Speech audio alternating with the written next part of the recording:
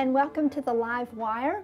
I'm Meg Whalen. I'm the Director of Communications for the College of Arts and Architecture.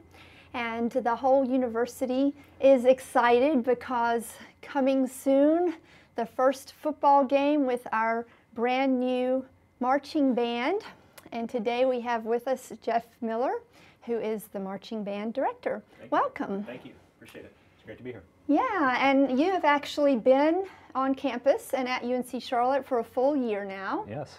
Even though the band is yet to be seen, but the reason is it takes a lot of work just to pull a band together. It sure does. Like I said, came on board 1 year ago. Almost June 1st was my first day, starting last year. And so since that time, we've had meetings and been recruiting and putting together uniform purchases and designing uniforms, I should say, before we do the purchase, of course, getting instruments taken care of, visiting with schools, visiting high school, band directors, students. We've been very busy in that year of time, and we're finally at the point where we're starting to see the results of all of our hard work, and we're really excited for our first home football game here. Yeah, I know. It's going to be great to see them out on the field. Absolutely.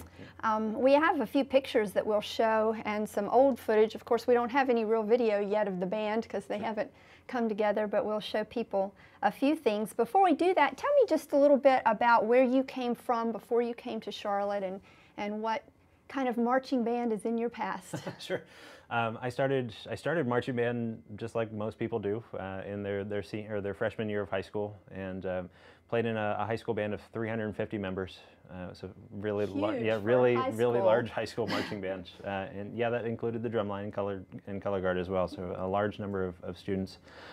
Fell in love with marching band then, and was kind of head over heels about it. And by my senior year, I decided I wanted to be a music teacher. And went on to Florida Southern College, did my undergraduate at Florida Southern College in music education, and double majored in trumpet performance as well. So trumpet was your instrument? Trumpet was my primary instrument, and what I played during marching band. My father was a trumpet player, and so he's the one who kind of taught me how to play the horn, and so we have a good connection there from family all the way through to today, where I still play my horn. Yeah. So at Florida Southern, it was a good opportunity for me to get my schooling in, and then we didn't have a marching band at Florida Southern College, which is one of the drawbacks to that particular school, that I missed that experience. But I had lots of friends who were high school marching band directors in the area, and so I was able to go out and work with them, and they offered me opportunities to teach their students, and just really truly fell in love with teaching at that point. After I graduated, I went to and taught high school and middle school band. I taught for 4 years in public schools in the state of Florida.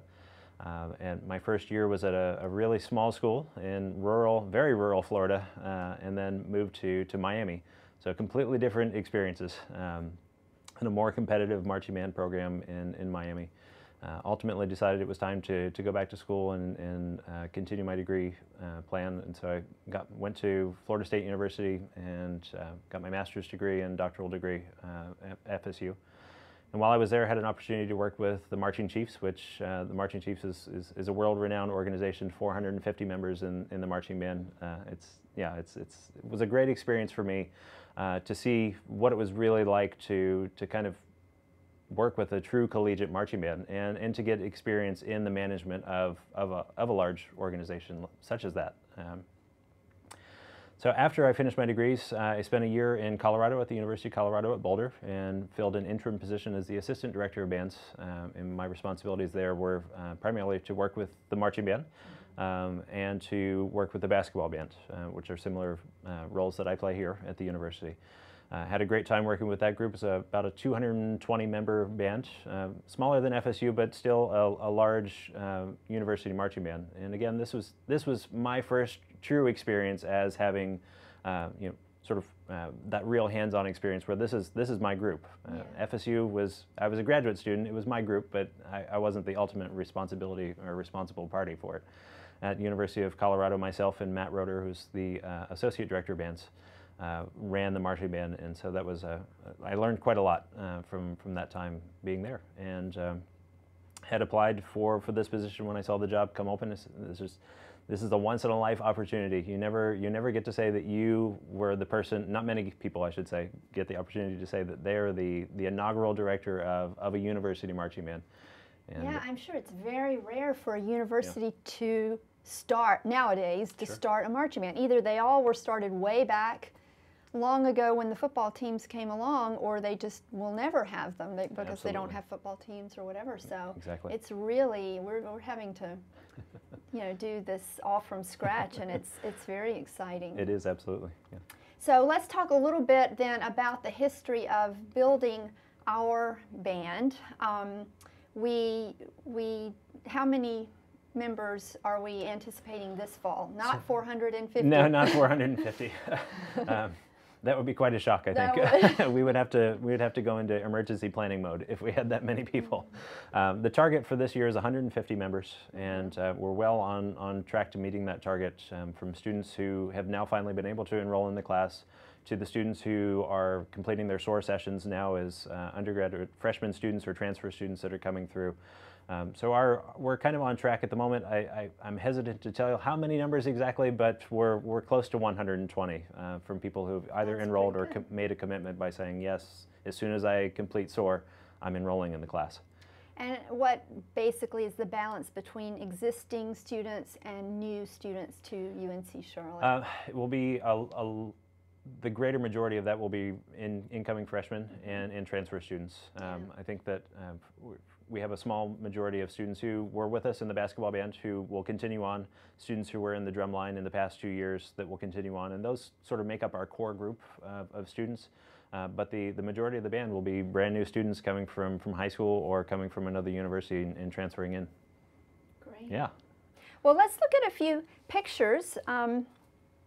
So I have a PowerPoint, and we have some pictures of the beginnings of the building of the band, from the new uniform that had to be designed and then made. And in fact, this is a uniform that has been made in the United States, right? Yeah. And one of the exciting things for us is when we were thinking about design companies, we would have different vendors that would come to us and talk about their products.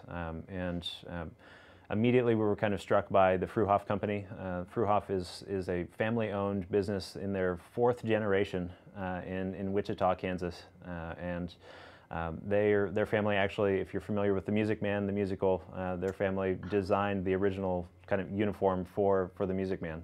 Sort of that icon, they have it there in their shop, and it's really neat that you can you actually kind of see that as a piece of cultural, it's a cultural icon. Yeah. And so Dr. Sean Smith, who is our director of bands, he and I flew out to Wichita, Kansas last summer in July and spent a few days with their design team, basically at a computer saying what we wanted our design to be, and take this color and put it on this arm and let's see if that works. And a lot of things that we wouldn't necessarily get to do if we were meeting simply with the vendor here in our office and say, okay, design a sketch for us. It was a much more personal touch. And we've continued a great relationship. I actually just saw Kenny Fruhoff at the CBDNA conference this past week in Fort Collins, Colorado. And it's just a great relationship for us to continue with him. Like I said, it's a family-run business, and they're just amazing people. And so we're really proud of the uniform. Yeah, it's a good-looking uniform. And then you have some people who are working with you. And we've hired some staff for the marching band. It's not just a one-person job. No. There's so many different components to the whole band. So tell us a little bit about who these folks are and what they do. Sure. So Nick Nichols is our drumline instructor. He started with us the same year that I came in, so he and I have been together with the program for a year. In the inaugural year of the drumline in football, we had a different instructor, and for personal reasons, he needed to not be able to, or he was able to not return with us. Nick is an alum of the university, has an undergraduate degree from here. A music alum. A music alum, yeah, and which is nice.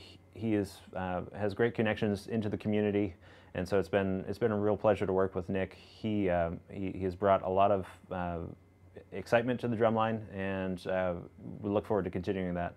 He's also going to be taking on some other responsibilities this semester that are more administrative type of duties that will help me as well. Yeah. Chesley Black, he's newly minted doctor. Dr. Chesley Black will be joining us this year, and he'll be working primarily with our drum majors. a lot of people think that just being in band, being the drum major, they just get up in front of the group and they wave their arms and that's it. And there's a lot of leadership training that goes on, particularly in an inaugural year. We really want to set the tone, and Chess has been really great in working with the students so far. He's been at each of the sessions where we've been selecting our leadership team, and it's nice to have somebody with his vast experience here in the local community area that really lives and thrives on leadership. And so he's been a great addition to the team. He's also, in addition to working with the drum majors, he'll be working with our entire student leadership team and helping me coordinate sort of our program that we'll put together for those students, so they all understand our procedures and our policies and buy into our program. And tell us a little bit about what that student leadership team is. I mean, first of all, we have the 2 drum majors, and so who are they? So our 2 drum majors for this year, we decided to, first of all, just to kind of back up, with a large marching band, 1 drum major is too difficult to see. So having 2 drum majors helps to even out the visual component of it from the field, so that the students can actually have more people to focus on than 1. The other part of that is that it is a shared role. There's no head drum major, so they both take equal responsibility for their duties in the ensemble. So this year we're very happy to have joining us Quentin Wren, who's a music education major, and I believe Quentin is a junior, and he's been a great asset to the music department. Has always just been really helpful to me, and in particular in my first year that I've been here. And Madeline Colby is joining us this year. She's actually a transfer student from Western Carolina, and Madeline is still trying to find her way academically at the moment, but she's bringing a lot of energy and has really been quite great in helping us recruit students. So we're really pleased to have those 2 students.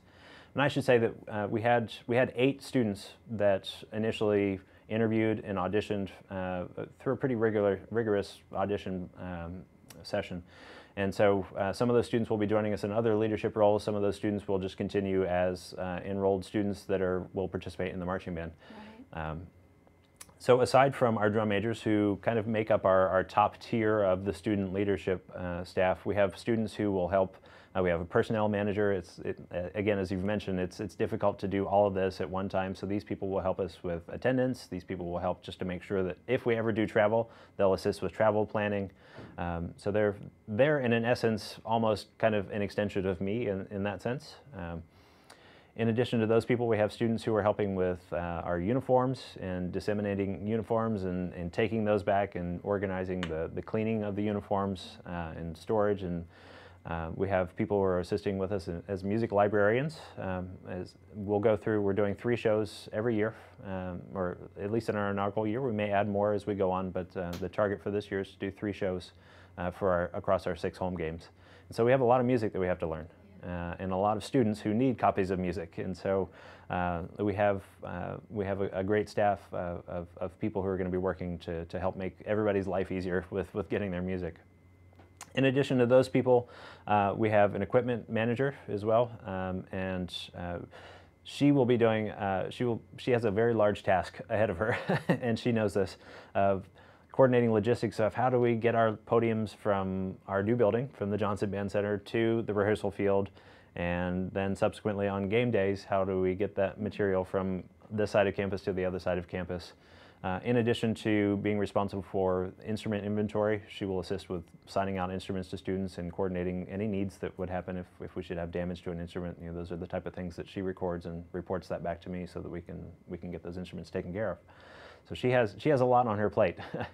They all do. I mean, frankly, we all do. I should say it that way, not just the students. Even though one of the main things that I want people to understand that are hearing this today is that with these large organizations like this, my philosophy is that this is very it's very student driven. Right. And my role and our staff members' roles is to facilitate the organization, to facilitate what it is that we expect of them, and then it's the students' job to help carry that out, and that carries into life skills for them, things that they can take away. We have, in addition to, that's sort of our upper tier of leadership. In addition to that, we have students who are specifically assigned as section leaders. So a section leader of the piccolo section, the clarinets, the alto saxophones, the trumpets, etc. For every instrument, we have a section leader. And their responsibilities, of course, are to perform, or to basically prepare their members for all of the music that we'll be learning throughout the season through their own small rehearsals. Again, teaching opportunities for them. And learning experiences that they'll be able to take on into their future. We also have row leaders, and row leaders are assigned members generally of the section, so we'll have a piccolo section leader and then we'll have a piccolo row leader. And those people essentially are responsible for also teaching, they're kind of co-teachers. And they kind of work to help the section learn their marching fundamentals as well. So it's an opportunity where in a section where we may have 20 to 25 people, we have section leaders who can split the group essentially, and it makes things a little bit easier for everybody. Right. Yeah, and so that's kind of our student leadership staff. We're looking at, we'll probably have close to 25, maybe almost 30 students by the end of it that will be serving in the capacity of student leader in some shape or form that will be helping with the marching band. And then we have a color guard. We do. And I should mention too that we'll have a color guard captain. The color guard captain obviously will be in charge of, she'll be a student leader, or he will be a student leader who will be in charge of being the student leader for the color guard. Justin McDougall is joining us this year. Justin, much like Nick and Chess, has a great connection to the community and knows many students, so it's exciting for us to draw on each of these gentlemen for their knowledge and their connections to the community to use as a recruiting tool for us as well. Many of the students that they work with are coming to us this coming year, which is, it's fantastic. So we have a really great relationship with directors in the community, and these three gentlemen are going to be really helpful and just great people to work with. Here is a picture of the rendering. A drawing of the Johnson Band Center, which is going up right now on our campus. It's in process. And so this is what it will look like when it's finished. And it's named after two donors, Vicki and Jean Johnson. And so here's a picture of them with one of our music students in uniform out at the football field. And they have really spearheaded the fundraising campaign around the band, not only for the building, but for the scholarships. Absolutely. Yeah, Vicki and Jean have just been incredibly integral to this organization. It's from day one, even with starting with the drumline 2 years ago, to the continuation and sort of the vision of the marching band. They've been involved in every step of the way, and as you've mentioned, with fundraising and just kind of being there for moral support. They've been really wonderful people to work with, and we're incredibly honored and humbled by their donations. Here are a couple of photographs of the building right now. So it's still got a ways to go, but we're hoping it'll be done by the end of the summer when the band comes together. Here's the inside, and this main area will be a rehearsal space. Is that right? Well, there's some discussion of that, and unfortunately, because of the budget and the scope of the actual building, the marching band won't have a true indoor rehearsal space. We could rehearse small groups within that that facility, but to fit 150 people in there would not gonna be big enough. It would be too loud, and it would be, and we just won't have quite enough. But in this area, we'll have most of our instrument storage will be in here, and this will be kind of the war room, so to speak, if you will. After games, we'll be able to fit the entire band in there, at least just to sit and watch and review tape and kind of think about what it is that we need to do better for the next week. But we're really thrilled with the building. We never really anticipated for it to be a truly usable space in terms for rehearsal. But it's a great venue for us for all of our storage. The drumline equipment we'll store there, the color guard equipment, all of our uniforms, all of the band uniforms, all of the band instruments. And there'll be several staff offices as well, and our music library will go in there. So this kind of becomes truly home base for band here at UNC Charlotte. Well, and I think it's unusual for a university to have a building devoted entirely to the marching band. It is. It is fairly rare. Yeah. Fairly rare, and so that's really exciting for us as well. Let me get out of this and into this video. I have some video. Again, we don't have video of the band yet, but what we do have is some video from the big groundbreaking day when we broke ground for the Johnson Band Center. And the Johnsons were here, and our drum line, which is always exciting, our drum line performed, and I think the basketball band performed, so I can show people a little bit of that. And they can see our different bass drums. I love the fact that we have those bass drums in all those different sizes. Yeah, and it's nice that we're able to incorporate the athletic logo on that. It really adds a different visual look to just sort of an empty head. And this is obviously in the stands because we did have a drum line for the football games, even though we didn't have the whole marching band. Gene Johnson actually was behind that. And he said, we got to at least have some drums, if nothing else. We're not going to have canned music. And it certainly adds a level of depth to the football game, and I know many of the drumline students this year are looking forward to integrating into the marching band, so some of the pressure is off of them a little bit. It's not them having to carry the weight of an entire game. Which has been tremendous. Yeah. When will people see these new band members on our campus? Sure. And where can they find them? Yeah. You will hear us first of all, probably. So the official move-in day for our students who are going to be living on campus is August 9th. And we have a 2-week band camp. In 2 weeks probably seems like a lot of time, but when we think about the amount of material that we have to cover, it really is kind of a short amount. If we could do it a month, we'd do it a month, but that's obviously is way too much. So we get as much information to those students as we can within that 2-week amount of time. They're learning a pregame routine, which will be performed at every single home game. That kind of is the traditional element of marching band. School songs and school cheers and those type of things to get everybody into it for the football game. And then we have 3 shows, as I mentioned before, that we'll be doing throughout the season. So as part of band camp, we begin learning music for those shows. And we begin learning the marching maneuvers, the drill that the students will do to kind of accompany the music. And so there's a lot for us to do.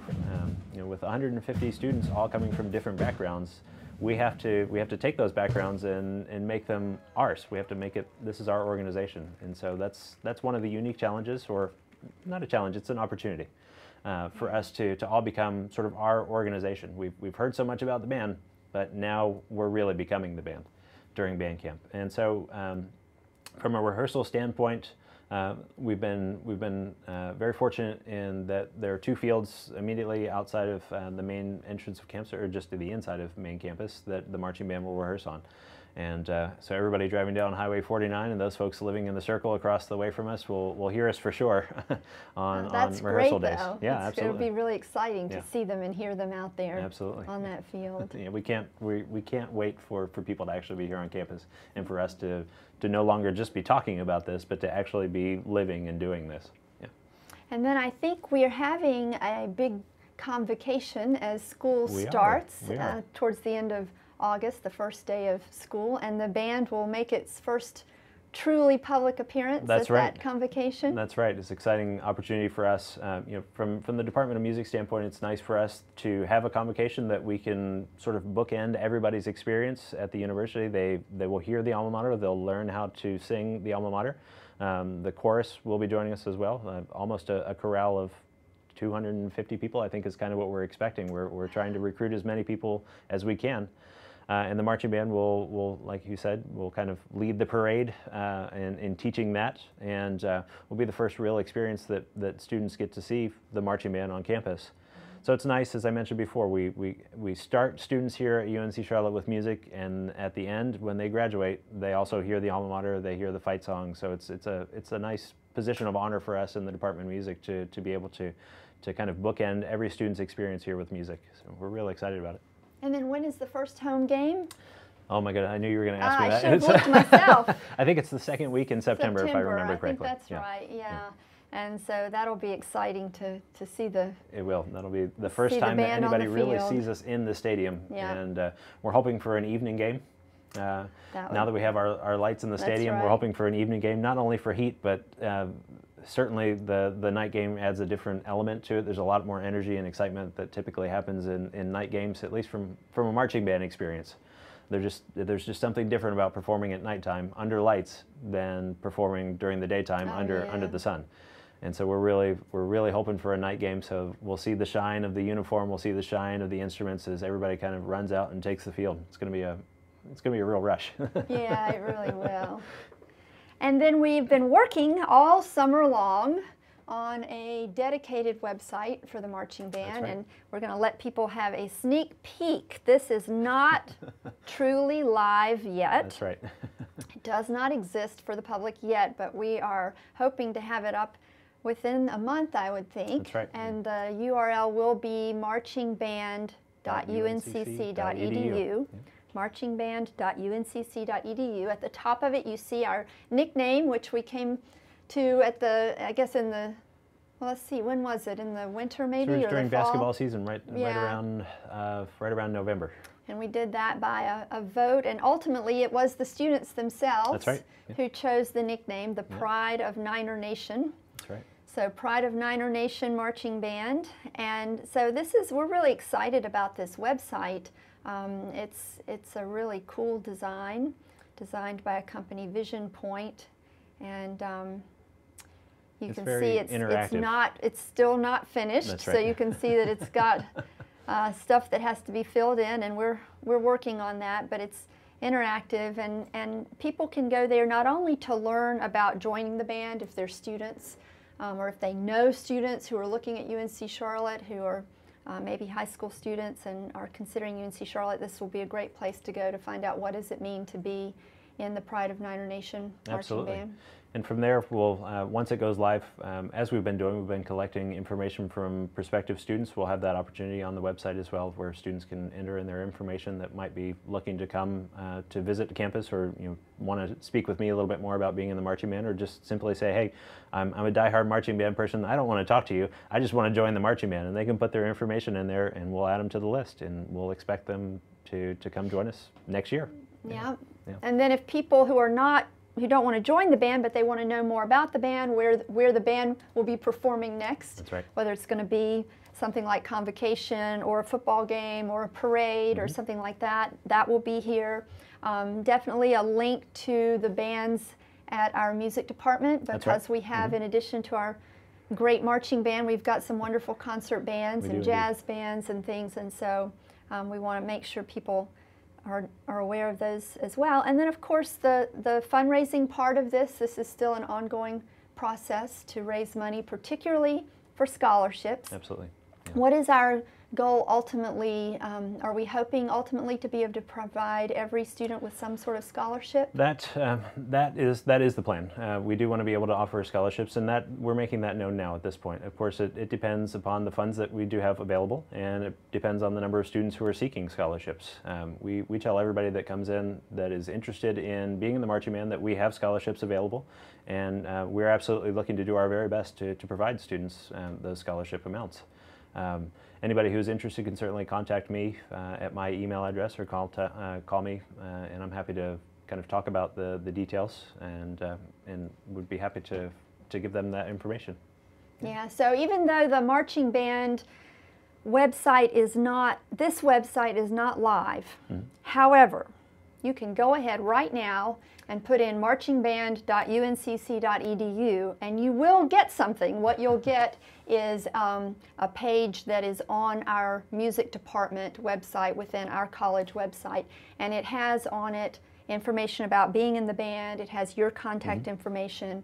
It has bios of the staff members and all. And so some of this, even though the information is not available on this fancy new swanky website that will be up and running in a few weeks, it still is out there. Yes. And so marchingband.uncc.edu will get people information if they're looking, and ways to support. If you want to give some money to help support the band, you can do that there too. Absolutely. So, well, good. Well, we're looking forward to seeing the fruits of your year-long labor. Thank you. And thank you so much for being here and joining us this afternoon. No, thank you for having me. I appreciate it. And thank you for joining us for the Live Wire, and stay tuned next week at the same time for the next week's Live Wire.